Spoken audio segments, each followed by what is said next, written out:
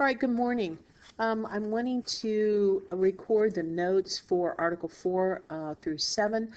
You'll find those on Topic 7 in Moodle. Click on those. You will find this, and they will look something like this, okay? So we're going to begin with the type of powers of states and the nations. Grab that back over, and here we go. So this is what we're going to be looking at. This is a connection to Articles 1, 2, and 3. It also connects to the next 4 articles, but we need to be able to talk about these, the types of powers that exist. And I have some graphic organizers you will need to fill out.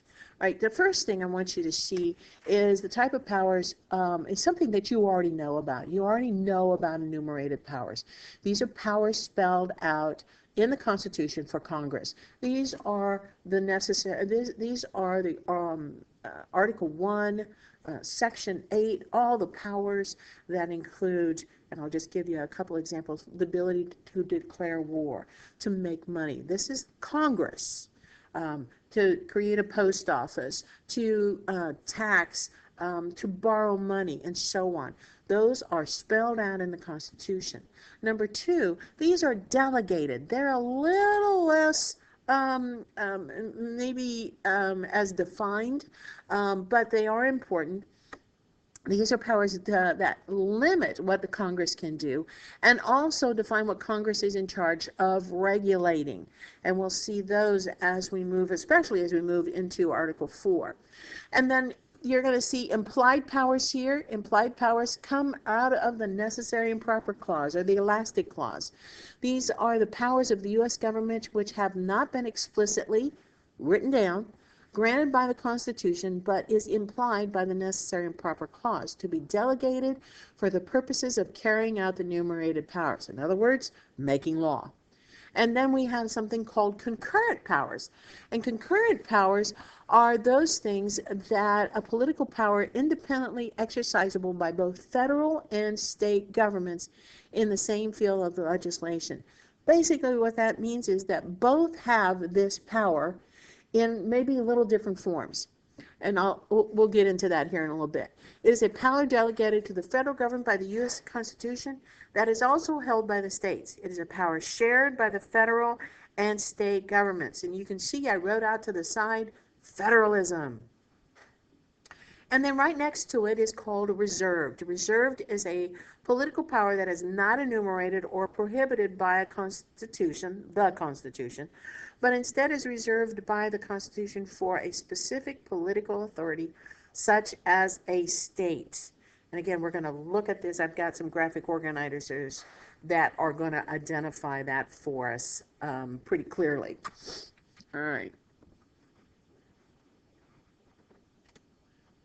Now, the first one we're going to look at is this. Now, this Venn diagram is, again, I have a copy. You can come see me, or you can go to Topic 7 if you don't have it. And if you'll scroll down, you'll see, no, didn't go far enough. Graphic organizer Venn has the Venn diagram, and if you'll click on that, you will find that document. So if you'll do that right now so that you can fill in while I'm talking in the notes. So once you have that, and of course pause to get it if you need to, we're going to talk about delegated powers, and we're going to identify them.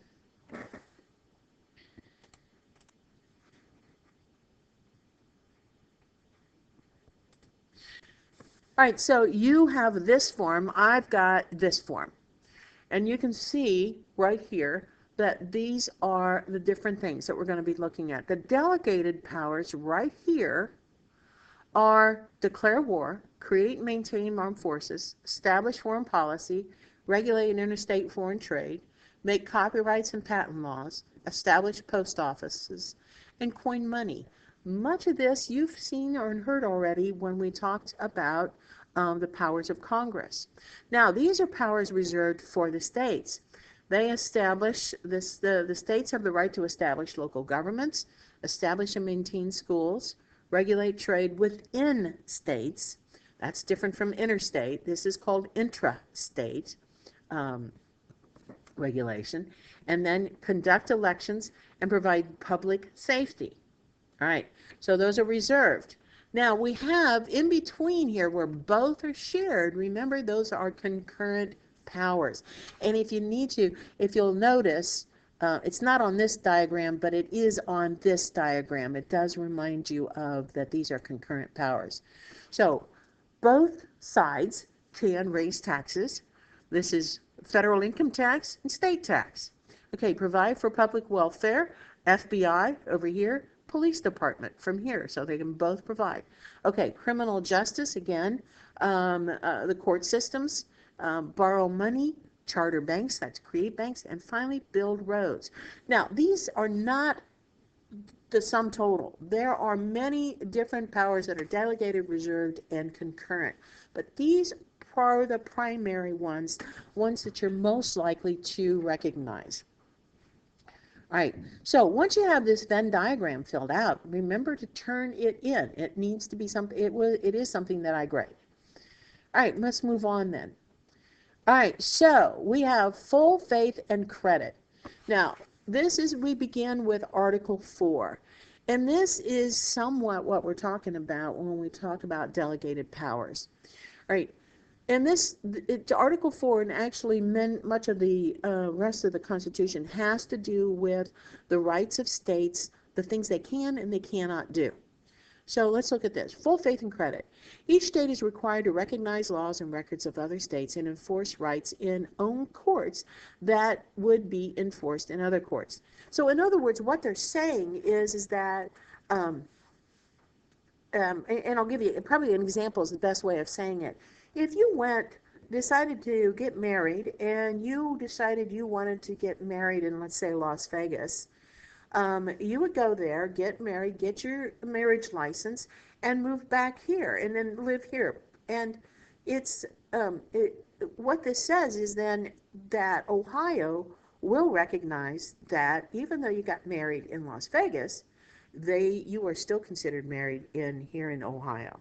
So if that helps, that's as easy a way to look at it. Especially with regards to economic issues, that's very important. Now, Section 2 connects the fact that states must treat citizens of other states equally without discrimination. That means that if you, let's say, are passing through the state, you cannot be treated differently just because you are from another state. You need to be treated as they would treat any of their own citizens. So not differently, they have to be treated as well as their own citizens. Now, that doesn't mean that you can't obey their laws because you're from another state. You must obey their laws. Now, fugitives, this is also, the next part of this is also included in Section 2. Fugitives, people who have run from the law, must be returned to the state demanding custody. So, let's say somebody has murdered somebody and goes let's say somebody murders somebody here in Ohio and then runs to Texas and thinks they're going to get away, but they are found, and Ohio can demand custody from Texas. Now, Ohio can't just go down and grab the guy off the street. You've got to be respectful of each state's laws. So what they have to do then is a request, which is known as interstate extradition, request that person to be returned, and if the state agrees, and in most cases they do, that will mean that you can and are returned to the original state of your crime. Section 3.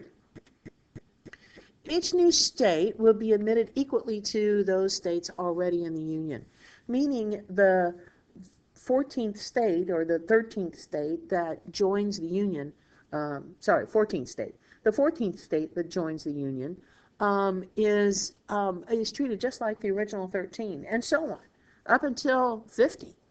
So they must be treated equally and admitted equally. Okay, then the next part of this is Congress then governs all public lands. They have the final say. Congress also governs acquired territories such as Puerto Rico, Virgin Islands, Guam, American Samoa, and so on. There are other territories, but those they are considered part of the United States, even though they are not necessarily states. And the Congress, going back to governs all public lands, that includes anything like federal parks, um, and any federal lands that might have to do, like such as military bases and so on. All right. Now, Section 4 guarantees each state a Republican form of government. Okay, but they're basically saying they're allowing people their rights to vote and to choose their leaders. Under this provision, Congress has authorized presidents to even send federal troops into states to guarantee law and order. So you're guaranteed a Republican form of government. That also means you are guaranteed your rights, and they can't be trampled on by others. And so that even allows federal troops to be sent in. This is a YouTube video. I cannot show this right now because it is part of a copyrighted thing. But this shows where when the conflict over civil rights became really, really difficult, in particular in Little Rock, Arkansas, President Eisenhower sent troops to make sure that law and order were maintained, and the kids who were being denied their ability to go to school were protected. And so this makes sure that, again, people's rights are protected. All right, Article 5. The Constitution can be amended in two ways. Now, you're going to see only one is there.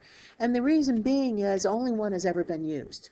The second way has never been used, and so I didn't even bother with it. There's no sense in knowing it because it's never used. So, this is what happens. So for a constitutional amendment, both houses have to pass by 2/3 vote a proposal. Proposal is something that they want to change about the Constitution, which is then sent to the states for ratification, meaning the states then have to agree, either by a state legislature or a convention in the states. An amendment is ratified when 3/4 of the states approve. So 3/4 of 50 states have to approve before an amendment can be ratified or changed. And we're going to see in this next section, as we get into the amendments, we're going to see that what these amendments look like. Okay, Article 6. See, we're zooming right now. Article 6. This is extremely important because it's a statement that the Constitution is supreme. And that's why this is called, Article 6 is called the Supremacy Clause. It establishes that the Constitution and federal laws and treaties take precedent over state laws and binds judges to that principle. In other words, if there's a conflict between a state law and a federal law, no matter what it is, the federal law is supreme. And so the state law has to go under. Now, this is right here is one of the reasons why the Anti-Federalists really were afraid of this this law or this article in the Constitution in general. So it says then that then the next part of the Article 6 is that state and federal officials, no matter the branch they serve, must take an oath to uphold and defend the Constitution. So they're saying here that the Constitution is supreme, and all of us, no matter who we are, have to take this oath. And if you were aware of when President Trump was on that very cold sunny morning, signed into office, he had to take an oath.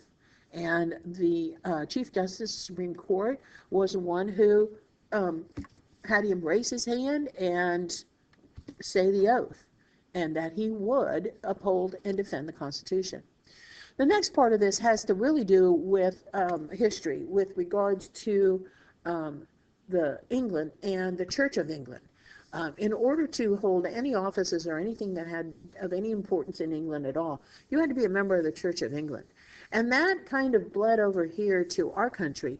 And so what they wanted to be sure of was the freedom of all the people. So no religious test or evaluate or repudiate any religious belief shall be required as a qualification to hold office. In other words, it's saying you do not have to have a religion or having a religion, either or, cannot keep you from holding an office. And then finally, our last article here, very simple article, the ratification of the Constitution is required of 9 of the 13 states for approval. Okay, that's the end of the Constitution, the articles of the Constitution. It's not the end of the Constitution. We're going to see then the next part of it will be the amendments, and we'll look at that in the next class. All right, so make sure you finish your notes and be sure to upload them when you get a chance.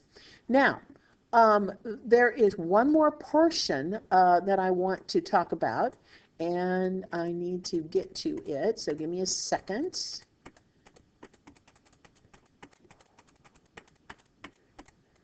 Goodness gracious.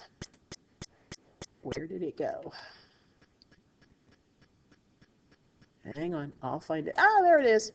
Okay, now, if you look again on, and this is a separate piece, if you go to Moodle, you will find Checks and Balance Graphic Organizer, all right? And you open that up and you will find this next document. There it is. All right, this next document, which is so important. And this is what I've tried to do with this graphic organizer, is then begin to get a clear understanding of how each branch has a connection to the other branches, and how and what that means in regards to checks and balances. Okay, so the first thing I'm going to do is I'm just going to click on these. These you already know, I hope. This is a legislative power is to make law, legislative branch, okay. And an executive branch, executive, is to enforce law.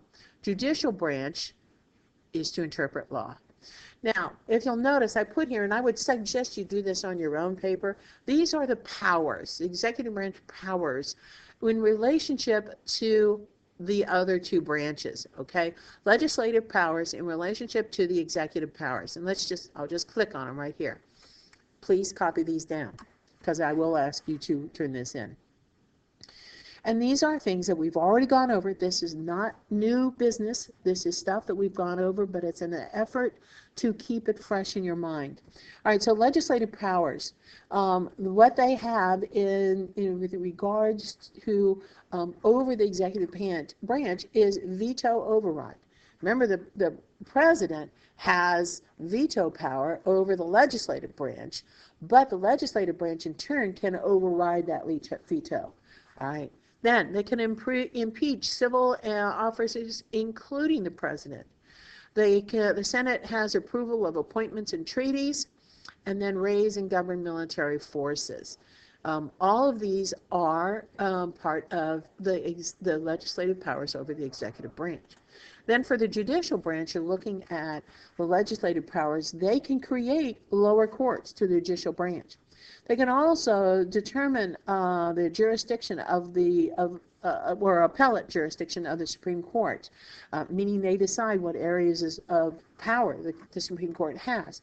And finally, they are able to impeach judges if judges have committed crimes. All right, so those are the basics of how the legislative powers have a control, check, if you will, a check and balance over the executive and the judicial branch. Now we're looking at the executive branch with regards to legislative. Now obviously right away I'm going to go to veto legislation. That is in connection to these two. Veto legislation of any law made that the president doesn't think is correct. Right? And then he also has the opportunity to convene either or both houses of Congress if additional work is needed.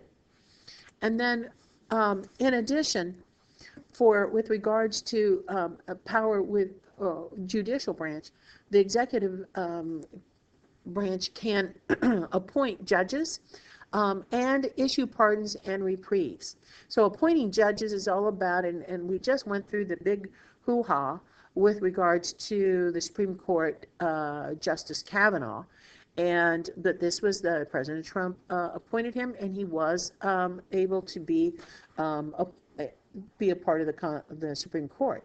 Now, pardons and reprieves, that's all that means is if the president feels that someone has been unjustly or severely sentenced as a result of maybe a crime or an issue, then the president can reprieve or pardon this person, meaning they can get out of jail. Or maybe if they are asked to pay an exorbitant amount of money, then they're reprieved, or they're given the opportunity not to have to continue to pay that amount.